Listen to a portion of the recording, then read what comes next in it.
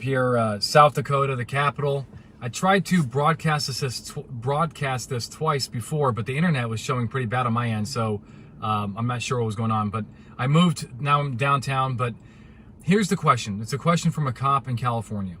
He said, Anthony, if we have a reporting party that says a guy has a gun, can we pat that person down for weapons? Okay, and what about backpacks? So let's go through this.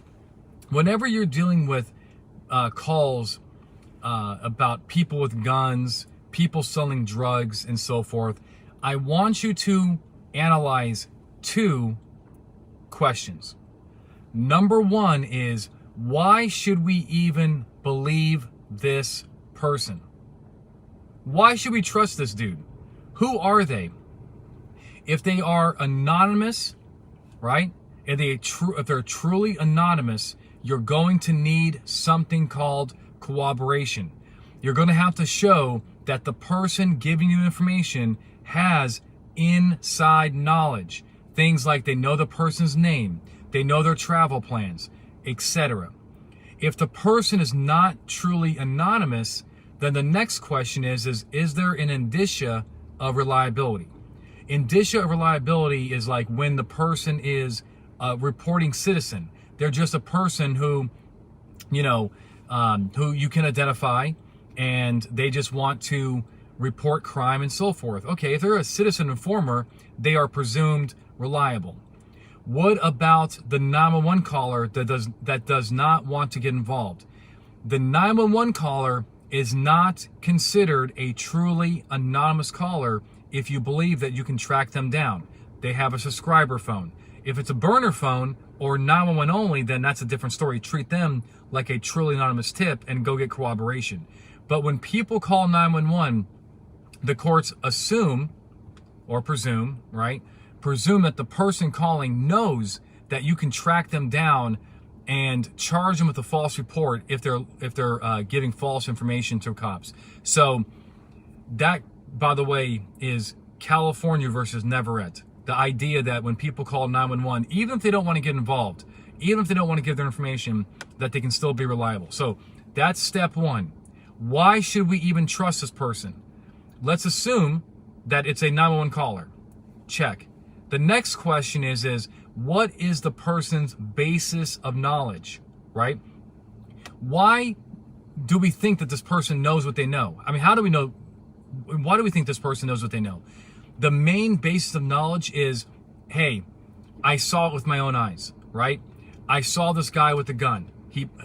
His jacket blew back, and I saw him, and so forth, right? So the lighting is really bad here, but it is what it is. It doesn't bother me. Hopefully, it doesn't bother you, right? But that's what we want to know. Now, the other issue is, so what? Right? I mean, I got to ask most of my cops here, okay, you got a guy, or a person saying that person has a gun. In many states, it's not illegal to have a gun. So every time we get these situations, I'm always asking cops, so what? What are they alleging is illegal, right? I mean, do they brandish it? Are they looking like they're casing a joint? Do they look like a known gang member? Does the cop know that the person has priors that would prohibit them from owning a firearm, etc.? But here is the twist. You ready for it? California. California has case law that says that law enforcement officers are allowed to presume that people that have guns are carrying illegally. I don't like it. I'm a Second Amendment guy. I don't like that presumption, but it is the way it is in the state of California. The other state that also has that is Minnesota. So the two states that I know are allowed to make that presumption are California, Minnesota. But I would not make, and maybe New Jersey too, actually. But in the vast majority of states where guns are legal, where people can get concealed weapons permits, I would not detain somebody simply because somebody accuses another person of having a firearm. I would want something more. They're underage, gang, felony, knowledge, and so forth. All right. So does that help? All right. So again, to wrap it up, in order to use a tip from a RP, how do they know what they know? I'm sorry, why should we believe them, right? And 2, how do they know what they know? All right, hope it helps. Guys, keep the questions coming. Again, this is the Roadside Chat, so I'm going to do these whenever I can. And, you know, in my car, outside the car, it's a little windy outside, so I decided to go into the car before calling it a night. All right?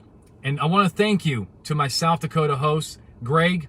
You're the best. Thank you so much for hosting Blue to Gold at your facility. We're having a great time. And it's the first week we're doing the Certified Search and Seizure Instructor class. First time ever. And Greg in South Dakota hosted us. All right? All right. Thank you so much, guys. I'll see you soon. Keep asking the questions. You can go to bluetogold.com/show.